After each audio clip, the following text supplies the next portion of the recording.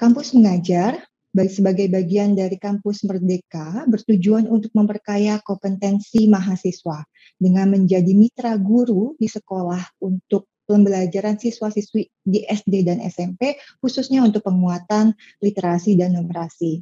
Di Kampus Mengajar Angkatan Keempat, kami membuka peluang yang besar bagi 15.000 peserta mahasiswa yang berasal dari D3, D4, dan S1. Dengan demikian, kami juga membuka kesempatan bagi 3.000 dosen pembimbing lapangan yang akan memberikan pembimbingan bagi mahasiswa yang akan diterapkan dan bertugas di sekolah sasaran selama masa penugasan. Untuk Kampus Mengajar Angkatan Keempat, kami akan membuka masa pendaftaran dimulai hari ini, Bapak Ibu sekalian, dimulai tanggal 25 Mei hingga 5 Juni 2022.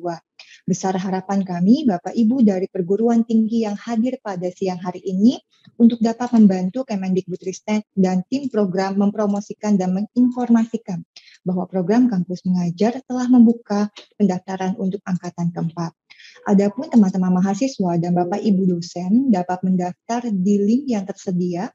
Nanti Bapak Ibu dapat mendownload presentasi yang saya presentasikan dan dapat mengunduh semua template untuk pendaftaran di laman yang tersedia. Berikut adalah perjalanan program Kampus Mengajar dari mulai di launching ya oleh Mas Menteri pada tahun 2020 dari Kampus Mengajar Angkatan Perintis 1, 2, dan hingga saat ini berlangsung untuk Kampus Mengajar Angkatan Ketiga. Lebih dari 55.000 mahasiswa telah ditugaskan di seluruh wilayah Indonesia di 34 provinsi dengan tujuan untuk memberikan kompetensi yang lebih kaya lagi bagi mahasiswa itu sendiri dan juga untuk meningkatkan literasi numerasi bagi siswa-siswi SD dan SMP sekolah sasaran. Ada beberapa alasan penting mengapa mahasiswa harus ikut program Kampus Mengajar.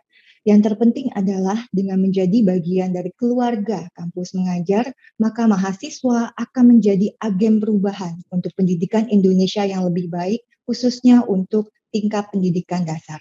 Dengan menjadi mitra guru, mahasiswa akan melakukan inovasi dalam pembelajaran yang menyenangkan, mengembangkan strategi dan model pembelajaran literasi numerasi yang kreatif, inovatif, dan yang terpenting adalah mengembangkan kompetensi mahasiswa itu sendiri dengan passion, keilmuan, dan bakat yang dimiliki.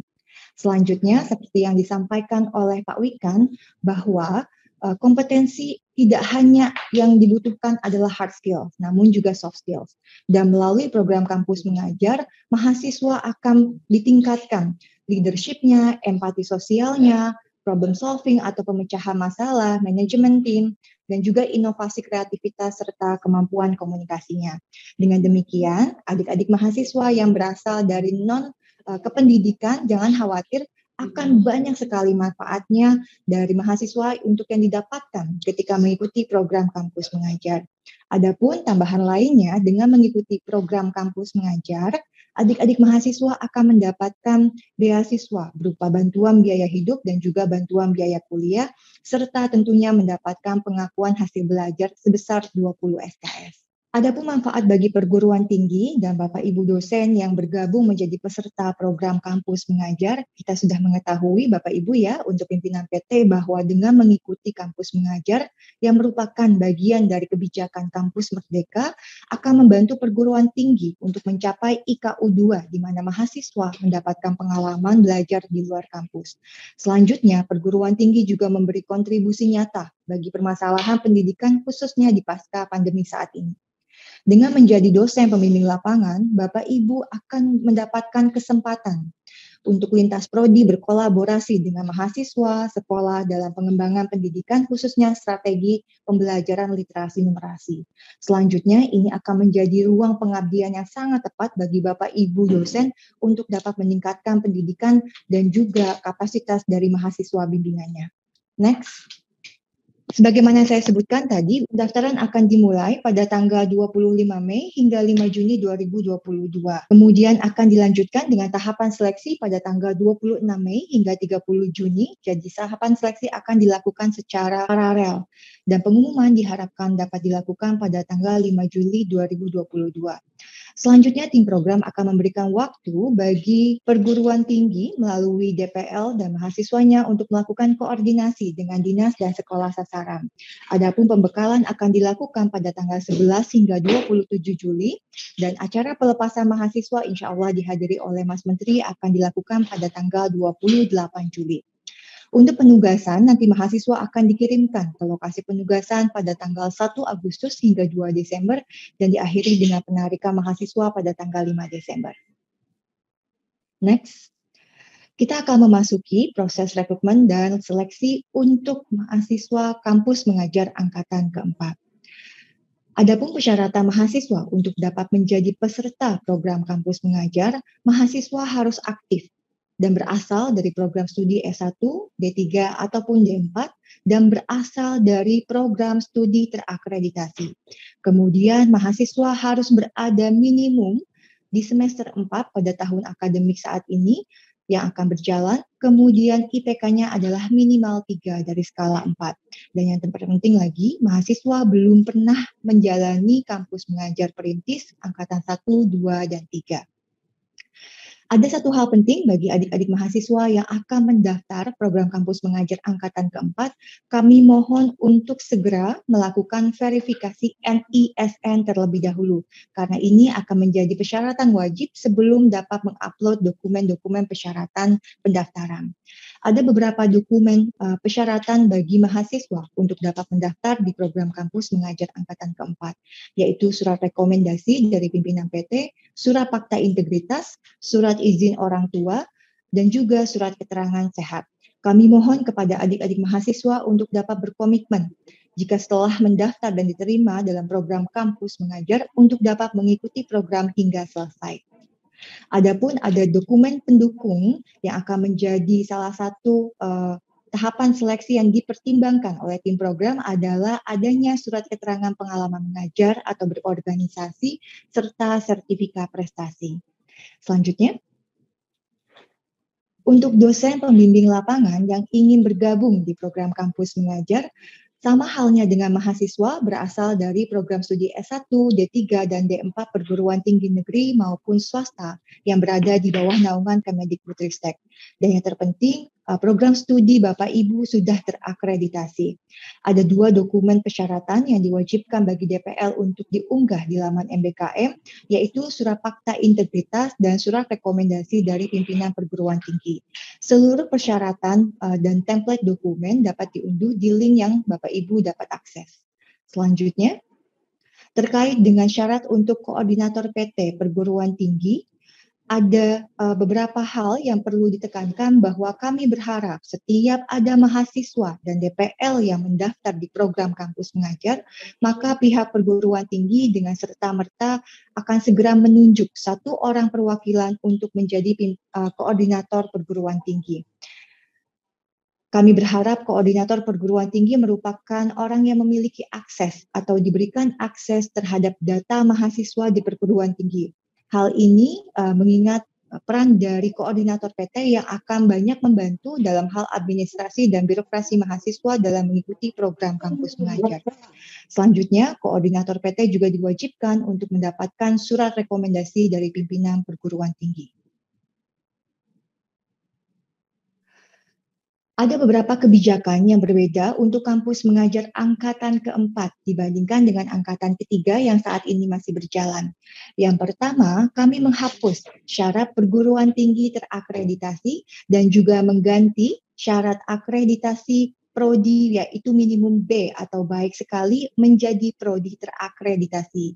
Dengan 2 kebijakan yang berbeda, kami berharap lebih banyak lagi adik-adik mahasiswa dan Bapak Ibu DPL yang dapat mendaftar di kampus mengajar angkatan keempat.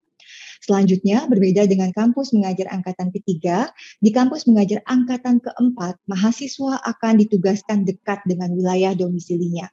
Selanjutnya, jadwal kegiatan mahasiswa selama masa penugasan di KM4 telah ditetapkan sejak awal. Adapun kebijakan baru di kampus mengajar angkatan keempat, kami memasukkan intervensi kepada sekolah inklusi.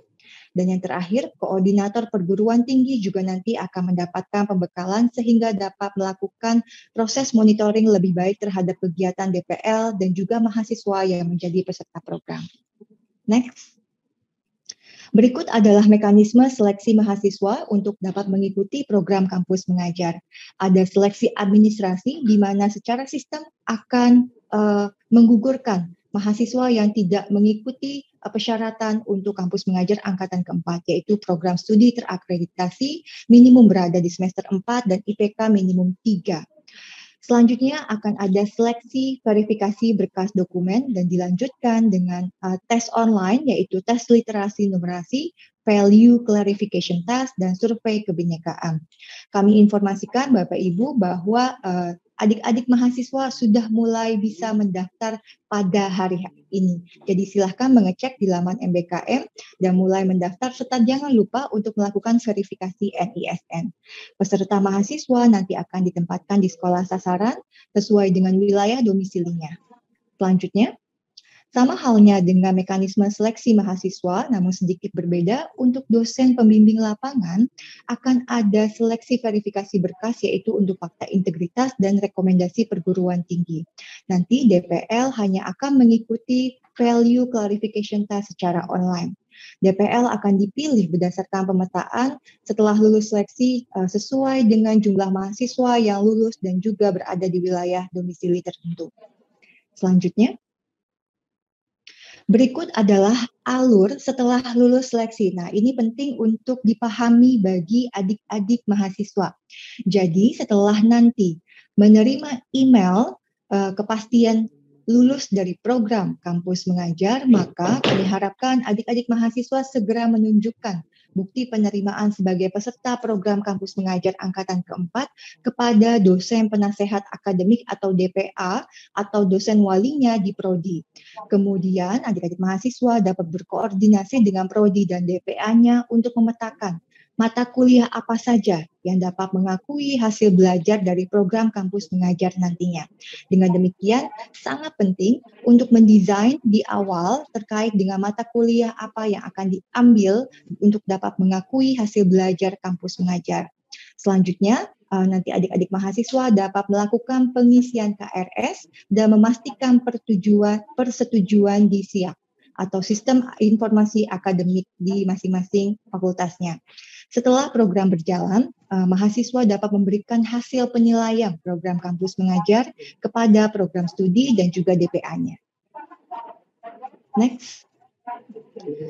Adapun kampus mengajar angkatan keempat menyasar sekolah yang paling membutuhkan dukungan untuk peningkatan literasi numerasi yang kami dapatkan datanya dari data Dapodik SD dan SMP, kemudian disilangkan dengan hasil asesmen kompetisi minimum dan hasil asesmen kompetisi nasional, asesmen nasional tahun 2021. Sekolah yang terpilih saat ini sedang divalidasi oleh Dinas Pendidikan Kota dan Kabupaten setempat dan jumlah sekolah nanti akan menyesuaikan dengan jumlah peserta. Selanjutnya, berikut adalah peran dan tugas peserta. Kita mulai dari adik-adik mahasiswa. Dengan menjadi mitra guru, adik-adik mahasiswa nanti akan membantu guru dalam pelaksanaan pembelajaran tatap muka maupun jarak jauh, khususnya untuk peningkatan literasi numerasi. Kemudian mahasiswa juga akan membantu guru dalam beradaptasi dengan teknologi. Salah satunya adalah dalam pelaksanaan AKM kelas. Selanjutnya, mahasiswa akan mendampingi guru dan sekolah dalam hal pemetuhan administrasi sekolah seperti dalam pembuatan rencana pelaksanaan pembelajaran atau RPP. Selanjutnya, mahasiswa juga dapat menjadi perpanjangan tangan dari produk-produk sosialisasi produk-produk Kemendikbudristek seperti profil pelajar Pancasila, AKM kelas, dan PMM. Dengan menjadi bagian dari kampus mengajar, mahasiswa akan menjadi duta edukasi perubahan perilaku di masa pandemi. Yang tidak kalah penting, mahasiswa nanti dapat memberikan inspirasi untuk kemajuan teknologi dan ilmu dari mahasiswa dari yang dimiliki oleh mahasiswa kepada siswa-siswi SD agar mereka dapat menempuh pendidikan hingga ke tingkat yang paling tinggi. Selanjutnya, peran dan tugas dari dosen pembimbing lapangan kampus mengajar Nanti DPL kami harapkan yang pertama kali adalah melakukan koordinasi dengan Dinas Pendidikan dan sekolah sasaran. Dan yang terpenting adalah DPL menjalankan tugasnya untuk melakukan pembimbingan dan mereview semua laporan yang dibuat oleh mahasiswa dengan sungguh-sungguh dan memberikan persetujuan terhadap laporan yang diunggah di laman MBKM. Dosen pembimbing lapangan nanti harus melakukan komunikasi secara intensif dengan mahasiswa bimbingannya, dengan guru pamong, dengan tim program pihak sekolah. Dan yang terakhir adalah memberikan penilaian di tengah dan di akhir kepada mahasiswa bimbingan dan juga memberikan rekomendasi untuk pengembangan diri mahasiswa bimbingannya. Selanjutnya untuk peran dan tugas koordinator PT. Koordinator PT nanti banyak membantu adik-adik mahasiswa dan DPL dalam hal administrasi dan birokrasi perguruan tinggi yang berhubungan dengan pelaksanaan program kampus mengajar. Kami berharap para koordinator PT dapat mengirimkan dokumen persyaratan pencairan dana untuk mahasiswa tepat waktu sesuai dengan yang ditetapkan oleh tim program. Kemudian koordinator PT akan menjadi perantara komunikasi antara tim program dengan perguruan tinggi. Kemudian koordinator PT dapat melakukan monitoring kegiatan baik itu mahasiswa maupun dosen pembimbing lapangan yang menjadi peserta program kampus mengajar. Kami harapkan pimpinan PT dan juga koordinator PT dapat memastikan mahasiswa yang menjadi peserta kampus mengajar dan berasal dari perguruan tingginya dapat mengikuti program hingga selesai dan membuat laporan tepat waktu sesuai dengan ketetapan yang dibuat oleh tim program. Jika mahasiswanya ada yang mengundurkan diri, maka kami mohon bantuan kepada koordinator PT untuk memastikan pengembalian dana oleh mahasiswa yang tidak dapat menyelesaikan program hingga selesai. Dan yang terakhir, koordinator PT juga diharapkan untuk membuat laporan bulanan diunggah di laman MBKM, dan yang terpenting adalah berkoordinasi dengan pihak perguruan tinggi dan prodi untuk pengakuan hasil belajar sebesar 20 SKS. Next. Dalam tahap pelaksanaan kampus mengajar angkatan keempat, kami membagi menjadi 3 bagian, yaitu pra-penugasan, di masa penugasan, dan pasca penugasan. Di pra-penugasan, baik DPL, mahasiswa, koordinator PT akan mendapatkan pembekalan sebelum pelaksanaan program kampus mengajar. Kemudian, berbeda dengan kampus mengajar angkatan sebelumnya, kami akan membuat forum komunikasi dan koordinasi bersama DPL dan Koor PT sehingga engagement dengan tim program akan lebih baik lagi dalam pelaksanaan program dan memonitor kegiatan mahasiswa selama menjalankan penugasan. Selanjutnya akan dilakukan koordinasi dengan Dinas Pendidikan Kabupaten Kota setempat, dan yang tidak kalah penting adalah membuat rencana kegiatan, identifikasi kompetensi dan rencana pengakuan SKS dengan prodi. Jadi sekali lagi, adik-adik mahasiswa dan Bapak Ibu koordinator PT serta DPL-nya mohon bantuan untuk memastikan bahwa rencana kegiatan pengakuan SKS di prodi asal mahasiswa sudah didesain sebelum masa penugasan. Di masa penugasan, di awal, mahasiswa akan melakukan observasi dan need assessment untuk dapat melihat intervensi apa yang dibutuhkan dalam masing-masing sekolah. Mahasiswa akan membantu Kemendikbudristek dalam melakukan pretest literasi dan numerasi melalui assessment kompetisi minimum kelas. Selanjutnya, mahasiswa juga nanti akan melakukan implementasi program sesuai dengan rencana kegiatan yang dibuat dan disetujui oleh DPL serta pihak sekolah, dan akan melakukan post-test assessment kompetisi minimum di akhir masa penugasan. Mahasiswa juga diharapkan dan diwajibkan untuk menyusun laporan akhir dan menyelesaikan permasalahan administrasi sehingga tidak ada kelalaian melewati masa angkatan yang sedang dijalankan. Dan yang terakhir, mahasiswa diwajibkan untuk mengisi survei kegiatan, survei program untuk peningkatan implementasi di angkatan berikutnya. Di pasca penugasan, kami mohon bantuan dari para pimpinan perguruan tinggi dan koordinator PT untuk pengakuan penyetaraan hasil belajar 20 SKS, dan yang tidak kalah penting adalah bagi DPL dan mahasiswa melakukan diseminasi informasi kegiatan kampus mengajar di perguruan tinggi masing-masing. Next. Berikut adalah capaian pembelajaran program kampus mengajar. Sebagaimana diinformasikan, banyak soft skills yang akan kami tingkatkan kepada mahasiswa-mahasiswi peserta program kampus mengajar, tidak hanya menyasar bagi adik-adik mahasiswa yang berasal dari prodi kependidikan. Dari teman-teman yang lain juga akan mendapatkan peningkatan secara leadership, problem solving, analytical thinking, dan lain sebagainya. Saya tidak akan menyebutkan satu persatu, nanti Bapak Ibu dapat melihat CPP yang akan dicapai mahasiswa melalui program kampus mengajar angkatan keempat melalui presentasi yang kami bagikan. Selanjutnya, berikut adalah topik pembekalan bagi mahasiswa yang mengikuti program kampus mengajar angkatan keempat. Ada beberapa hal yang kami berikan dalam kampus mengajar angkatan keempat berupa pengetahuan umum, apa itu program kampus mengajar, sehingga nanti adik-adik mahasiswa dapat menginformasikan ke pihak sekolah dan juga dinas setempat. Selanjutnya ada beberapa informasi maupun topik pembekalan yang terkait dengan pengembangan keterampilan dan juga soft skills yang akan dibutuhkan oleh adik-adik mahasiswa dalam masa penugasan nanti. Selanjutnya, kami sampaikan Bapak Ibu sekalian, belajar dari pengalaman kampus mengajar angkatan ketiga, kami menetapkan sanksi bagi mahasiswa, DPL, dan koordinator PT yang tidak dapat menyelesaikan dan juga mengikuti peraturan ketetapan yang telah ditetapkan oleh Kemendikbudristek terhadap pelaksanaan program kampus mengajar berupa teguran atau penundaan pembayaran beberapa komponen biaya atau pemberhentian sebagai peserta program atau pemblokiran untuk dapat mengikuti program kampus mengajar di periode berikutnya. Dan yang terakhir adalah diwajibkan untuk melakukan pengembalian dana. Selanjutnya, terkait dengan pengakuan satuan kredit semester atau SKS, kita ketahui bersama Bapak Ibu sesuai dengan keputusan Menteri Pendidikan dan Kebudayaan nomor 74 tahun 2021 ditetapkan bahwa seluruh program kampus Merdeka termasuk kampus mengajar akan diakui sebesar 20 SKS. Selanjutnya, berikut adalah ilustrasi untuk penyetaraan kuliah hasil belajar dari program kampus mengajar. Sebagaimana kita ketahui, ada 3 cara untuk dapat membuat konversi SKS atau pengakuan hasil belajar, yaitu dengan structure form, free form, ataupun hybrid.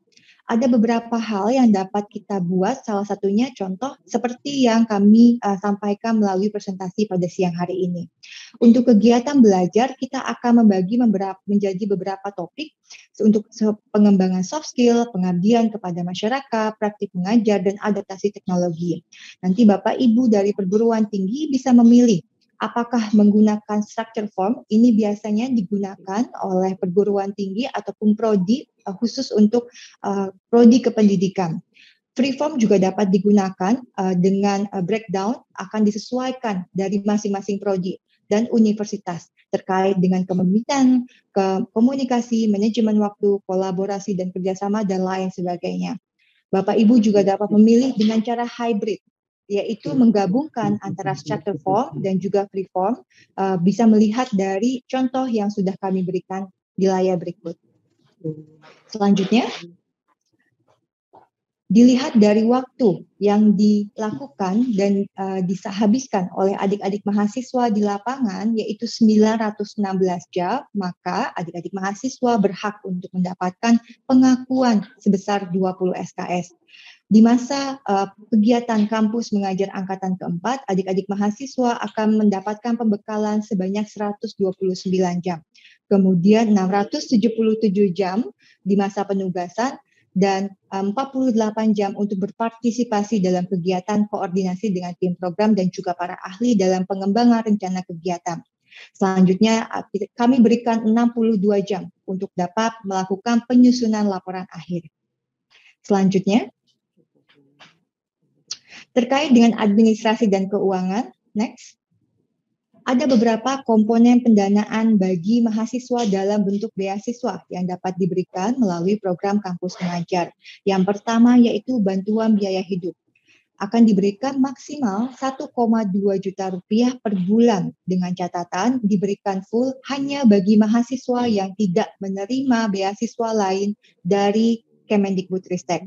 Ada beberapa dokumen persyaratan yang menjadi syarat untuk dapat pencairan dari komponen bantuan biaya hidup, yaitu surat fakta integritas mahasiswa, SPTJM dan lampirannya, serta surat rekomendasi dari perguruan tinggi. Untuk bantuan biaya hidup, kami membaginya menjadi 2 termin. Termin pertama yaitu 2 bulan kegiatan pertama yang rencananya akan dicairkan sebelum masa penugasan. Dengan catatan seluruh dokumen telah lengkap disubmit oleh mahasiswa dan koordinator PT sebagai perwakilan dari perguruan tinggi.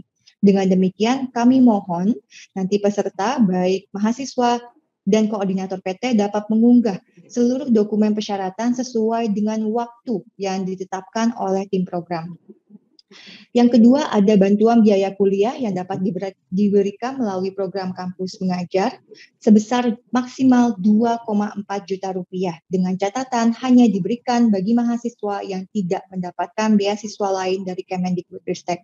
Adapun dokumen persyaratannya yaitu kontrak antara atau surat perjanjian antara Belmawa Dikti dengan pihak perguruan tinggi dan SPTJM serta lampirannya. Karena masih di dalam masa pandemi, maka kami juga memberikan kesempatan bagi adik-adik mahasiswa yang sekiranya membutuhkan untuk melakukan swab antigen atau PCR dengan cara reimbursement. Dan yang terakhir, kami sediakan dana keadaan darurat jika terjadi force majeure. Selanjutnya,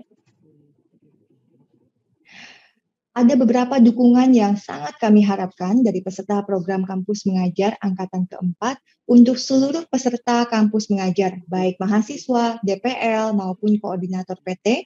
Yang pertama, kami harap untuk dapat mengirimkan seluruh dokumen persyaratan pencairan dana tepat waktu, lengkap, dan menggunakan format yang telah ditetapkan oleh tim program. Yang kedua, kami berharap seluruh peserta untuk membuat laporan dengan sungguh-sungguh dan bertanggung jawab. Kami garis bawahi seluruh laporan yang dibuat oleh mahasiswa, DPL, dan Koor PT dibaca dengan baik oleh tim program. Dengan demikian, kami dapat menetapkan laporan mana yang baik, laporan mana yang tidak sesuai. Selanjutnya, kami berharap seluruh peserta dapat berkomunikasi dengan baik dengan tim program. Jika ada mahasiswa yang mengundurkan diri, maka harus dilaporkan. Jika ada kejadian tertentu, maka juga harus dilaporkan ke tim program. Tim program dapat diakses melalui laman MBKM, ada helpdesk, dan juga khusus bagi koordinator PT, ada WhatsApp layanan program kampus mengajar. Khusus bagi DPL, kami mohon sekali lagi untuk dapat menjalankan tugas pembimbingannya dengan sungguh-sungguh, artinya dapat dihubungi oleh adik-adik mahasiswa, kemudian memberikan arahan dalam pembimbingannya dan membuat review serta melakukan approval untuk setiap laporan yang dibuat bagi mahasiswanya. Selanjutnya untuk koordinator PT, kami mohon untuk memastikan data mahasiswa yang diunggah sesuai dengan data terkini di perguruan tinggi. Bapak Ibu sekalian, kami highlight bahwa data di PD Dikti tidak selalu update, artinya tidak ada kesesuaian, belum tentu sesuai antara data di PD Dikti dengan data terkini yang ada di perguruan tinggi. Dengan demikian, kami mohon koordinator PT dapat mengakses data terkini di perguruan tinggi yang kemudian akan dilampirkan dalam setiap SPTJM sebagai syarat pencairan dana. Selanjutnya, berikut adalah contoh cara untuk melaporkan beasiswa melalui SPTJM yang akan diunggah oleh koordinator PT. Bagi adik-adik mahasiswa yang tidak mendapatkan beasiswa apapun dari Kemendikbudristek, maka berhak untuk mendapatkan bantuan biaya hidup dan juga bantuan biaya kuliah secara full. Adapun untuk adik-adik mahasiswa yang mendapatkan bidik misi atau KIP kuliah akan mendapatkan bantuan secara penyetaraan. Sebagai contoh, untuk bidik misi dan KIP kuliah hanya berhak untuk mendapatkan bantuan biaya hidup sebesar Rp500.000 per bulan. Dengan demikian, untuk termin pertama atau 2 bulan kegiatan, maka mahasiswa hanya berhak untuk mendapatkan Rp1 juta. Kami mohon Bapak Ibu Koordinator PT untuk dapat menuliskan nama beasiswa yang dimiliki atau didapatkan oleh mahasiswa dan dapat mencantumkan angka yang tepat di dalam lampiran SPTJM. Selanjutnya, untuk mahasiswa yang mendapatkan afirmasi, maka mahasiswa hanya berhak untuk mendapatkan bantuan biaya hidup sebesar Rp200.000 per bulan. Dengan demikian, di lampiran SPTJM untuk termin pertama bantuan biaya hidup hanya senilai Rp400.000.